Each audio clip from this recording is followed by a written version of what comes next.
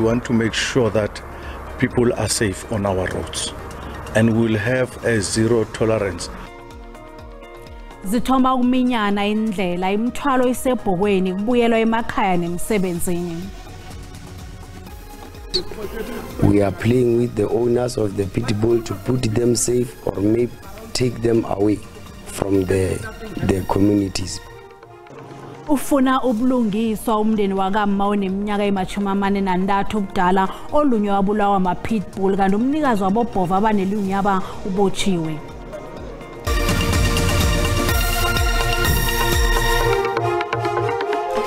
Kwaba kuhle ukubonana kodwa endabeni zesiNdebele zokuthoma zomnyaka omutsha ka-2023 lapha ku-SABC 1 naku-DTT.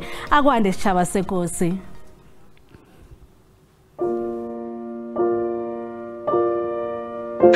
Unyaka omutsha mbukeli wendaba zesiNdebele ku-SABC 1 u-2023 mnyaka wenala nempumelelo naku umnono phezu kwakho.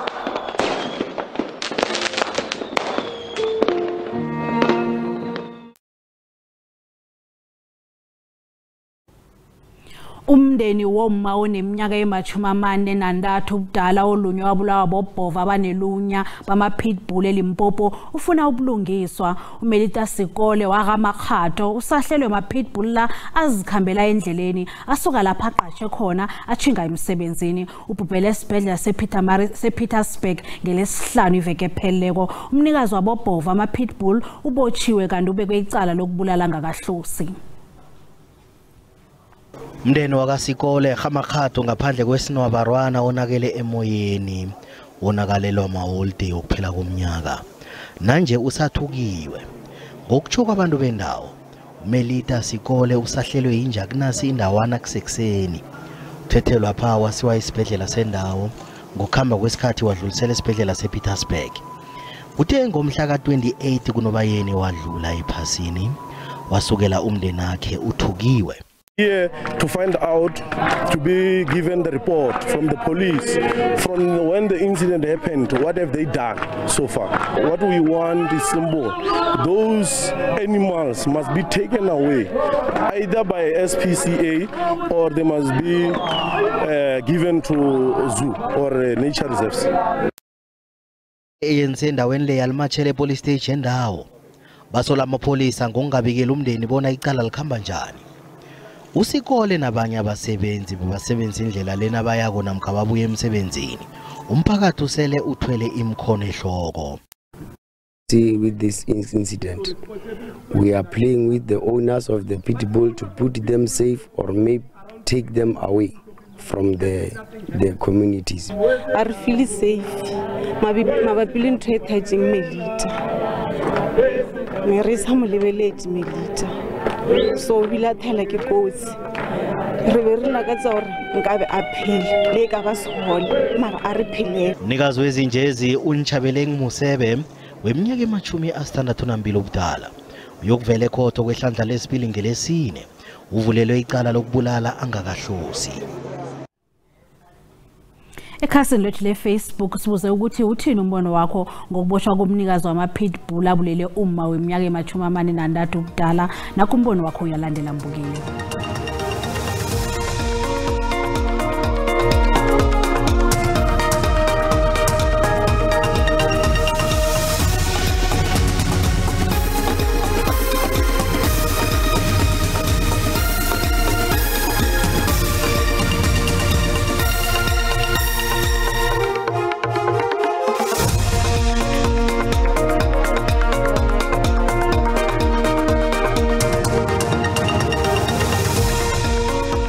Lokho khona angeke kwambuyisa umntwana lo olahlekele umndeni wakhe, angeke kwabaduduza ukuyaphi bomndeni.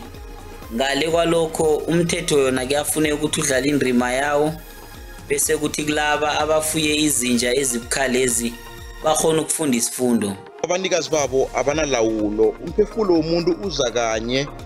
Umuntu akwazi ukulala emhlabeni ngebanga lenja azisuswe emphakathini ababotshwe. Yakhuluma kade indaba le ukuthi umuntu onayo lezinja aziripote nabo makhelwane nabo bekumele baripote kodwa khenge baripote. Makube isifundo kubo bonke labantu laba abanama pitbull ukuthi lenja le is dangerous in our community. Izinjezo azikavumeleki South Africa ama pitbull ayingozi khulu nje mina ngiyawesaba. Yoba nene South Africa khulunywa into enye umsakazi. Ngicabanga ukuthi mina SABC ayiveli iphume nje iphuli ihambe ilande zonke lezi zinja lapho zikhona. Kungavumeleke eSouth Africa ukuthi ube nalenja. Abantu kumele bayeke inkani bahambise ama pitbull manje bafuye olunye uhlobo lezinja ngoba babeka impilo zabantu engcupheni. Kade yayishiwo lento. Yabona nje ukube bawahambisa ngabe akashonanga lo mama lo. Umuntu nakalunywe ipitbull fanele athole isincephezelo. So umbuso wenza kuhle ababoshwe banekana abantu bama-pitbull. Abanikazi bama-pitbull vele kumele ukuthi baboshwe phela ngeke ukuthi abantu bazohlongezwa izinja abangayifuyanga. Umbono ngiwombukeli iSABC ayizukuthwesa umlando ukuziphendulela ngombono wombukeli. Indaba zesiNdebele sizijamele azithatha ihlangothi. Sekumnyaka kwanje kwatsha umakhiwe weParliament kwenzeka umonakalo omkhulu kule ndawo yamagugu wenaga eminye imakhiwo yatsha thoho yabamlotha kuthiwa ibalelwa ku2 billion imali yokulungisa umakhiwo oneminyaka 838 lo. Basebenzi beParliament nababiki indaba basebenzela iParliament banobudisi bokwamukela kwenzeke eParliament ngomnyaka opheleleko. Abaningi basathukiwe nanje. Njengombana abasebenza abaningi baqedwe isikhathi eside lapha kule ndawo eyithwaya mlando. Indawo le ibingasese ngimakhiwo nje kwaphela namkhama office kwaphela kibo. Ngemva kwemveke kwenziwe iphenyo lokulumatha komlilo. Kwafuneka bona ihlangothi lomakhiwo lithathwe njengendawo ekuleleswe kiyo. Kwabe kwavala. Kutsha kweParliament kwadlulisela ephikweni labofokisi eliphenya amacala abekelwe phambili. Umnyango wezemsebenzi womphakathi nawo wasungula lawo iphenyo. Kwabizwa izazi ezilithumi ezikhethekileko ekubalwa nezazi zezemlilo. A great amount of time was invested in the multidisciplinary technical expert assessment of the damage caused, particularly to the structure, and the quantification and cost of the damage. With the completion of this process, which took approximately 7 months, the National Treasury, through the medium-term budget policy statement, was able to provide about 118 million rands towards ensuring business continuity of Parliament and 2 billion rands towards rebuilding cost. Monakalo weParliament waba mkhulu kodwa indaba ezimnandi ukuthi ubugwale obuligugu kunye namanye amagugu wesitshaba akhangatshe wona. Izinto eziningi zimathwayo womlando weSouth Africa kunye nekhambo lenaga le ukufika kudemocracy. Lapha kubalwa indonga yeParliament yezevikeleko elithwayo lamandla weParliament. Indonga le yenzelwe ukutshengisa umlando, amasiko kunye nenchaba ezihlukeneko. Bekuzoba budisi khulu kuyithoma phasi ibazwe ngobutsha. Okhunye ungakhange kutshe umgwalo okhethekileko wesitshaba kunye nelibrary yeParliament nencwadi zomlando wakade wenaga le kunye nebulungelo lobugwali akhange kutshe. Kodwa nanyana kunjalo iParliament ithi umonakalo wokutsha wenze bona umsebenzi wonke ubuyele emuva ngeminyaka eli10 njengombana konakale umthangalasisekelo wezecwephethe kuye nezorhatsha. Imthangalasisekelo leyo ngiyo beyenza bona iParliament ithindane lula nomphakathi khulukhulu ngesikhathi kwehle ingogwana iCovid-19. iParliament kwafuneka bona iyokufuna ezinye indawo lapho izokhambisa ikambiso yezomthethosisekelo wenaga le. With this provision by the Minister of Finance, we will now be securing a short to medium-term alternative accommodation for the sittings of the National Assembly while embarking on the structural repairs or rebuilding of the damaged National Assembly chamber, the offices as well as the parts of the old Assembly building in the new year. Umuntu osolwa ngokugqekeza eParliament nakuzakhulumatha umlilo nguzandile Mafe. Sewuvele kanengane ekhotho. Wabotshwa ngoTshirhweni womnyaka opheleleko. Qalele namacala ukutshisa, uvukela umbuso, ukuphula, ukweba kunye nokutholakala nenithuthumbisi. Umafe uzokubuyela ekhotho ngasikade okwanje usesesistokisini. Ngokomlando we-ANC inkulumo yaziwa ngeJanuary 8 statement bekuyindlela yehlangano leyo yokulungisa intshijilo eziqalene nabantu beSouth Africa. Umengameli waphambili we-ANC Oliver Tambo ngesikhathi i-ANC isekudingisweni wasebenzisa umhatsho iRadio Freedom ukukhuluma namalunga wehlangano we-ANC mayelana nokuletha ikululeko. Iminyaka nayiyako nje kubonakala ngathi inkulumo lo ayisathathelwa phezulu ngonobangela wentshijilo eziqalene ne-ANC kunye nenarha leyo ke nje. Oliver Reginald Tambo ngumengameli wehlangano ye-ANC odose kunabo bonke ukuthoma ngomnyaka 1967 bekube ngu-1991. Ngesikhathi i-ANC isekudingisweni uTambo bekasebenzisa inkulumo yilanga iJanuary 8 ukuveza ukuthiwa mhlahlandlela okumahlelo wehlangano waloyo mnyaka. Umhla ka-8 kuTjhirhweni lilanga la kwasungula khona ihlangano ye-ANC. Ilanga mhla uTambo aza kukhuluma namakhulukhulu amalungu wehlangano ethula imigomo namahlelo wehlangano. Ngomnyaka 1991 inkulungwana zamalungu wehlangano leyi zahlanganyela ukuyokulalela inkulumo yokugcina ethulwa ngumengameli uGeneral Tambo. Nelson Mandela and other Rivonia trialists have been released. The ANC and the other political organizations are legal again. Inkulumo ye-ANC yangomhla ka-8 seyiphelelwa umongo ngonobangela wezinto ezenziwa amalungu wehlangano. Iningi seliyibona njengephathi ekulukazi ihlangano lapho abadla kusale kusela utshwala bamagama kumbethwe nezambatho ezidurako. Ukulwa ngaphakathi kwehlangano kunye nokubangisana enkhundla ngokhunye sekukhamba phambili ehlanganweni. Usihlalo we-ANC eLimpopo uStanley Mathabatha umnyaka opheleleko wasebenzisa umnyanya lo ukusekela umengameli uRamaphosa. That is why, without fear of contradictions, Limpopo says Cyril Ramaphosa for the second term. Umengameli walokho we-ANC uThabo Mbeki naye ungomunye wabethula inkulumo yangomhla ka-8 kuJanuwari iminyaka elithumi yonke. Uyelelise ngamalungu wehlangano yakhe bona angenza izinto abantu kade bawahlelele ngakho. Umbeki wakhombela ihlangano bona isebenzisa inkulumo kaTambo yokuthoma yangomhla ka-8 kuJanuwari bona isiza abantu ngalokho abakuhlogako intshijilo nalokho bebakuhlelileko. The reason it's a trap is because if we take that route, then we will be preoccupied with this question: who is supporting me, and canvas and go and do and completely forget about this urgent national task. Preoccupied with this question, I want to be a leader. Time consuming, absorbing all your energies. In the meantime, we're talking about all these important national challenges. Umengameli we-ANC uCyril Ramaphosa njengomengameli wehlangano kwehlandla lesibili wethule lokho akuqotheleka ukwenza ukufaka hlangana ukubuyisa ukuthembeka kunye nesithunzi sehlangano okulandela ukuphunguka kwabantu abavotela ihlangano.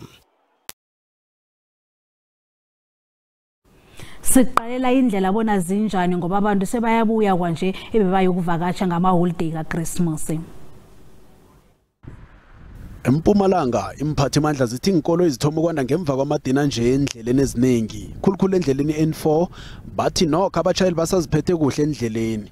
Bathi namapolisa athunyelwe ngobuningi endleleni ukuqinisekisa zokuphepha esifundeni lesi solo kuthoma ama-holiday. Amapolisa weMetro Johannesburg athi atlolisa amacala ngaphezulu kwe-6,300 ukuchayela ngebelo eliphezulu izolo kwaphela.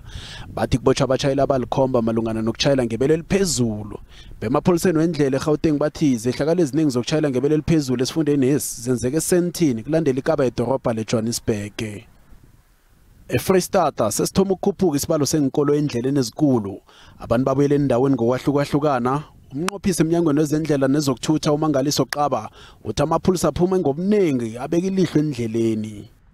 Ehlagwini Jingalanga bezendlela nezokuphepha komphakathi nakhona imphathimandla zibaba abashayeli benkolo ibona bashayile ngokukhulu ukutsheje njengombana abantu babuyela endaweni ezahlukahlukene athi kubhubha abantu ababili engozini ezihlukene kwesifundeni lesi. Ejingalanga Kapa imphathimandla zithi kulindeleke bona sikhuphuke isibalo senkolo endleleni. Bathi zona besolo zizinenge endleleni ezimageganeligo njengoba nabantu bebeze emaholideyini. Bathi kulindeleke bona isibalo lesi sikhuphuke nangeveke ezako. Nasibuya entolo. Ikomo nayinamakonyana amabili kusuke kungasimhlolo. Okokuthoma kuba lichudo lomuntu loyo umnikazi wekomo. Isintu nesayensi ziyavumelana ukuthi ikomo nayizala amaphahla kunekuchoko ngebhoduluko lokudla.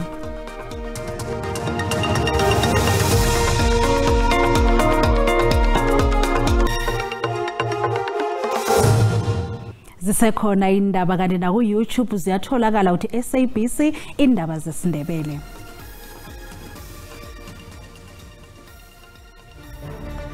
I-SABC News iyokwethulela i-channel entsha yendaba zamalimi wesintu ngo-2023. African News Channel ka-DTT itakweshela mahungu hi ririmi ra wena. Ngakho-ke zithole ngesiZulu, ngesixhosa, limi la Setswana, Afrikaans, Xitsonga, ka Sepedi, ka Sesotho, nga Tshivenda, SABC nesiNdebele. Ri fana ka SABC ri shuma ka mutingati u itela u vadisela mafhungo nga lwambo lwa damuni. Amahora angama-24 nsuku zonke. Khumbula futhi ngolimi lwakho.